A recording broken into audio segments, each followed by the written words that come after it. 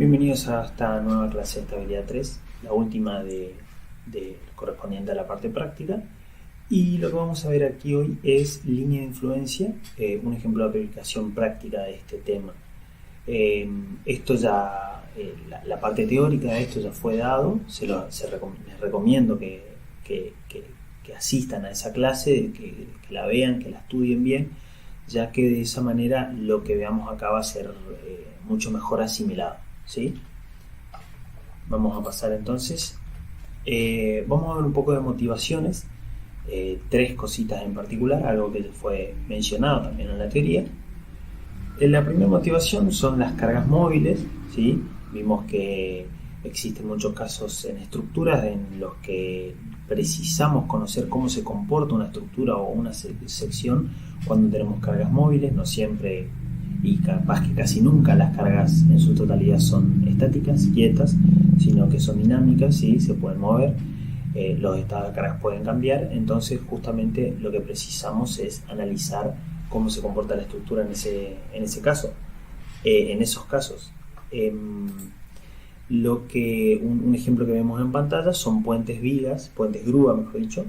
Estos puentes que voy a marcar aquí, esto que ven aquí es un puente grúa, ¿sí? Son estructuras usadas sobre todo en naves industriales, sobre las que se desplazan estas grúas que vemos aquí, amarillas, ¿sí? que son utilizadas para llevar cargas de un lado a otro, ¿sí? Obviamente esto constituye una carga móvil, y la línea de influencia, en este caso la línea de influencia sirve para conocer cómo se van comportando las distintas secciones aquí en esta viga continua, ¿sí? Fíjense que tenemos una viga continua metálica con distintas columnas, y por supuesto en este caso es sumamente aplicable el concepto de línea de influencia para analizar, ¿sí? ese comportamiento. Acá vemos otro caso bastante parecido de puentes grúa. Fíjense lo que están cargando aquí, ¿sí? También se nota que la grúa en sí, la viga, es de un tamaño importante, por lo que bueno, es de nuevo el mismo ejemplo. También hablábamos de estados de cargas cambiantes. Fíjense, si tenemos, supongamos que esto es una losa, ¿sí? Y no es fácil imaginar como si fuera un corte de nuestra facultad de la planta alta, donde tenemos, por ejemplo, esto sería el pasillo, ¿sí? Esto sería un aula y esto sería otro aula. Y fíjense cómo tenemos distintos estados de carga para distintos momentos. Supongamos 3 menos 5 de la tarde, tenemos la carga concentrada en el pasillo, que son todos los alumnos ingresando, caminando por los pasillos.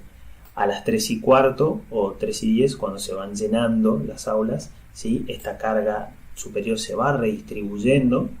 Y por último, 3 y media, todos ya en sus lugares, tenemos el pasillo vacío y cargas bastante ya distribuidas e importantes en lo que son las losas de los extremos, ¿sí? Y el pasillo ya vacío, ¿sí? Fíjense cómo vemos acá los diagramas, una especie de flecha que quiero dibujar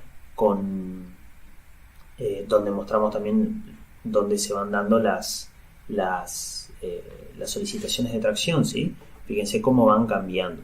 Capaz obviamente esto está exagerado, las flechas están exageradas, pero fíjense también de que siempre en un caso está bastante normal, como es el edificio de la facultad, tenemos estados de carga cambiantes, ¿sí?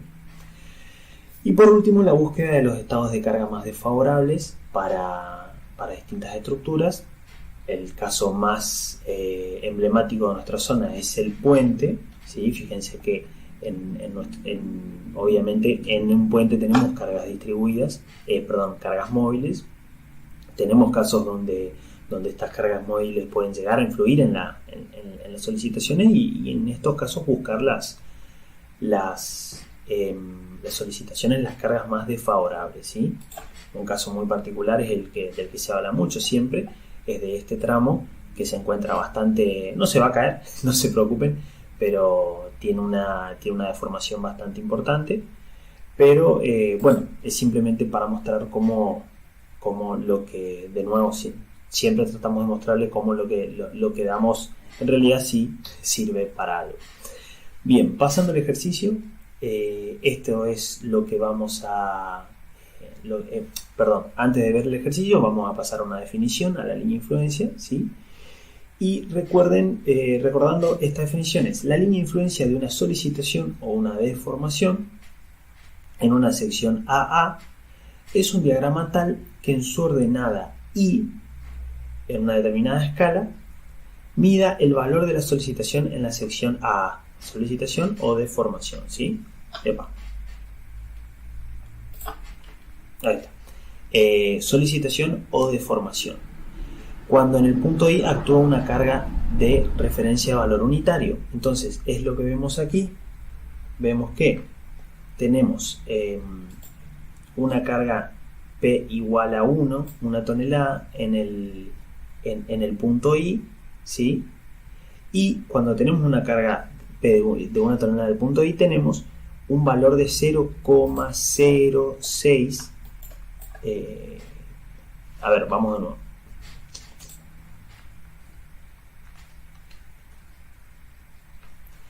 Entonces, vamos con la definición de línea de influencia primero. La línea de influencia de una solicitación o una deformación en una sección AA es un diagrama tal que en su ordenada mida en una determinada escala el valor de la solicitación en dicha sección, ¿sí? De una solicitación o una deformación. Cuando en el punto I de referencia actúa un valor de carga unitario, ¿sí? Entonces vemos que la línea de influencia es un diagrama, ¿sí? Que tiene una cierta escala. El diagrama recorre toda la estructura, pero todo ese diagrama está relacionado con una sección en particular. Dicha sección para nosotros, en este caso la llamamos AA, ¿sí? Esa es la sección a la que hace referencia todo el diagrama, ¿sí? Acá tenemos algunos ítems a destacar. Bueno, decíamos que hace referencia a la sección AA. Vemos que cada valor de la sección de la línea de influencia lo tenemos en una sección I genérica. Todo esto hace referencia a una carga móvil, ¿sí? Una carga móvil de una tonelada que va recorriendo la estructura vertical, una carga móvil vertical de una tonelada. Y bueno, la línea de influencia tiene una cierta escala, ¿sí? Esto es lo que vemos entonces. Vemos aquí en rojo, si por ejemplo yo tengo una carga unitaria P igual a 1 tonelada en la sección I, ¿sí? Que marcamos aquí, la línea de influencia en esa sección vale 0,06. Eso quiere decir, si esto es una línea de influencia de esfuerzo de corte, lo que me dice este gráfico, este diagrama, es que si yo tengo esta carga en esta sección I, yo tengo esta carga en esta sección I, ¿sí? Lo que vemos es que el valor de corte en la sección A va a ser igual a este diagrama, este valor 0,06. ¿De acuerdo? Entonces, esa sería la definición de línea de influencia. Esto es, por supuesto, algo ya dado, pero recordándolo para arrancar el ejercicio, ¿está? Bien, el enunciado nos pide lo siguiente. Para la viga estática de la figura, la que vemos ahí en pantalla, de una viga hiperestática de primer grado con 2 tramos, se pide calcular la línea de influencia del esfuerzo de corte en la sección 7. Esta línea de influencia, como bien sabemos de la teoría,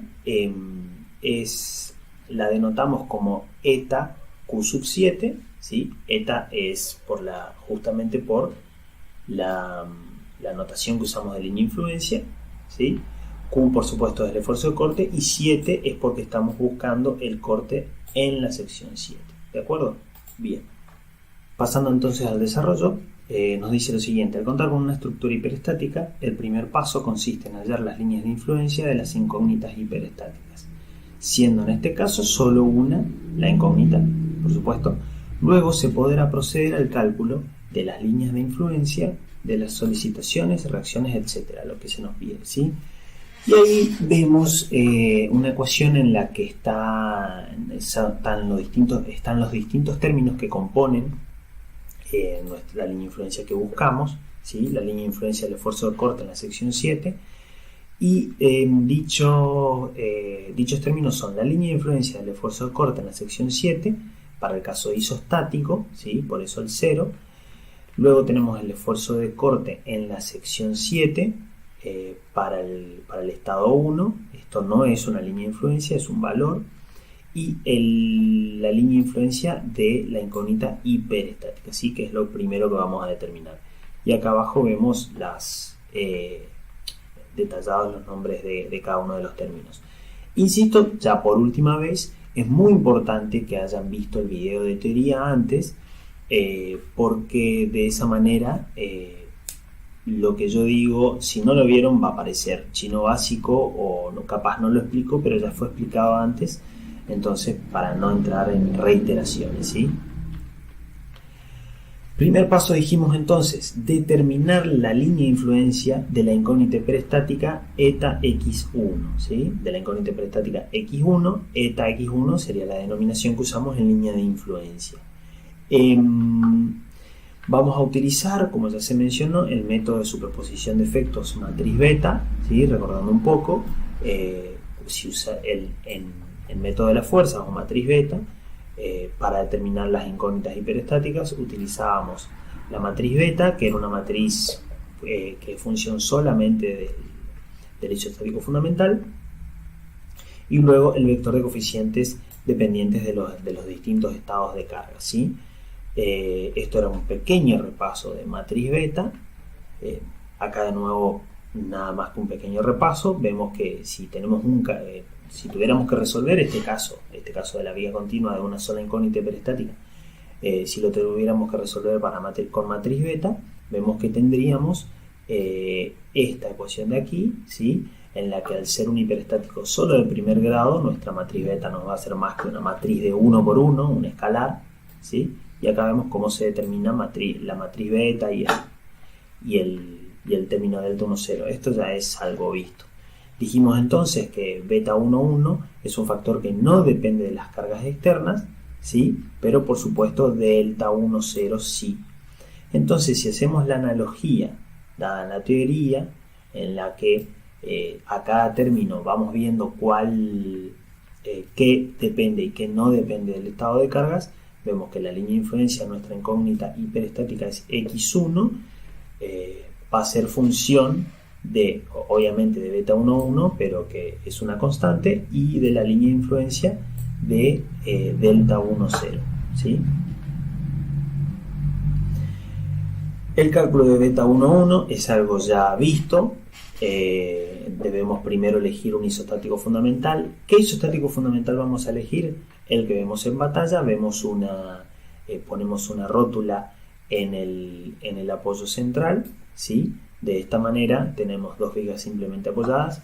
Es muy importante la simplicidad de este caso, ya que, si ustedes recuerdan la teoría, más adelante vamos a precisar elásticas, ¿sí?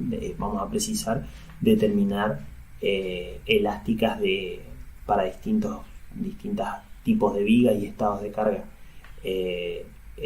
Entonces, el hecho de la elección de un isostático fundamental tan sencillo justamente nos facilitará el trabajo después. Bien, estábamos en el beta 1, 1, entonces dijimos que elegimos el isostático fundamental con la rótula en el centro. Vemos que nuestro estado de carga, al elegir dicho isostático fundamental, sabemos que debemos colocar la incógnita hiperestática de x1, 1 tonelada a cada lado, ¿sí?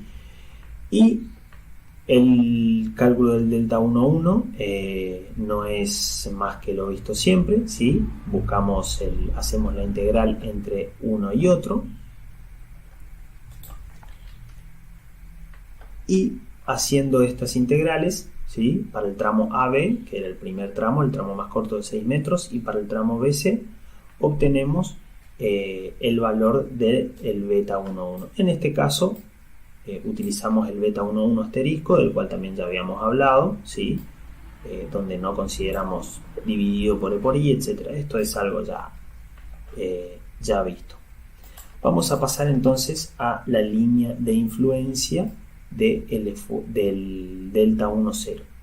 Fíjense un par de cuestiones muy importantes, ¿sí?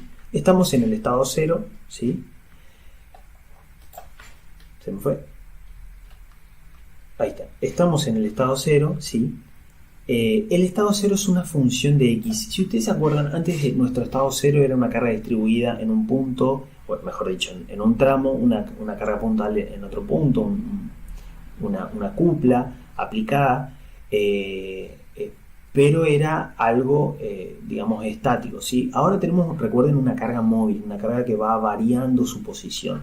Entonces esta variación nosotros la representamos como una función de X, que es lo que vemos acá, ¿sí? Entonces, si ustedes se acuerdan del método de las fuerzas, cuando hacíamos una integración o el delta 10, lo que obteníamos era un valor, ¿sí? Ahora lo que vamos a tener es una función de X. Es muy importante tener presente esto, ¿sí? Bien, entonces la línea de influencia es una función de X porque justamente es un diagrama, entonces es algo que tiene distintos valores para distintos valores de X, ¿sí? Y como habíamos visto en la teoría, la línea de influencia de delta 10 lo podemos determinar como la elástica sobre el isostático fundamental debido a X1, ¿sí?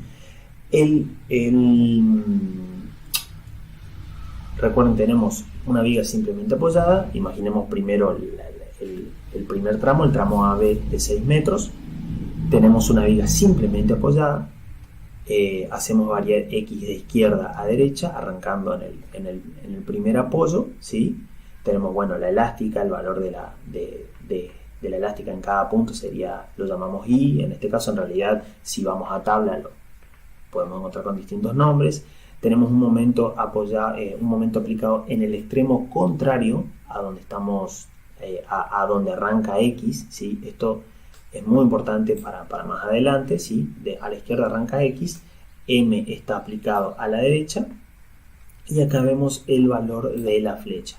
Obviamente, de la flecha, mejor dicho, de la elástica, ¿sí? La ecuación de la elástica, obviamente función de X, ¿sí? Bien. Entonces dijimos que nuestra línea de influencia lo vamos a determinar por el método de Müller-Breslau, ¿sí? Lo que debemos hacer no es más que determinar la elástica de nuestra viga, ¿sí? De nuestro caso. Tenemos dos tramos, necesitamos determinar dos elásticas. Vamos con la primera elástica.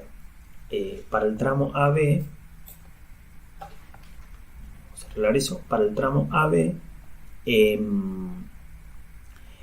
tenemos, fíjense, lo dibujamos aquí, tenemos la longitud 1, lo llamamos, X arranca de la izquierda, también tenemos dibujado en este triángulo lo que sería el momento de X igual a X1 igual a 1 tonelámetro, y vemos que la línea de influencia delta 10 para el tramo AB, ¿sí? Para el primer tramo, no es más que la elástica. Esto que tenemos aquí es la elástica con algunos valores reemplazados, ¿sí? El momento M es el X1 igual a 1 tonelámetro, la longitud LAB del primer tramo, la variable X, todo dividido 6, y L por I, como estamos trabajando con el asterisco, ¿sí? L por I lo pasamos de este lado, algo también ya trabajado. Vamos a hacer un pequeño cambio de variables engorroso, pero que nos va a servir para entender lo que se viene después, ¿sí? Vamos a llamar eta a o epsilon, o como quiera, ahora no me acuerdo el nombre de la letra, pero vamos a llamar epsilon a X sobre L, ¿sí? Es un cambio de variable sencillo. Entonces, este término nos va a quedar como epsilon al cuadrado, ¿sí?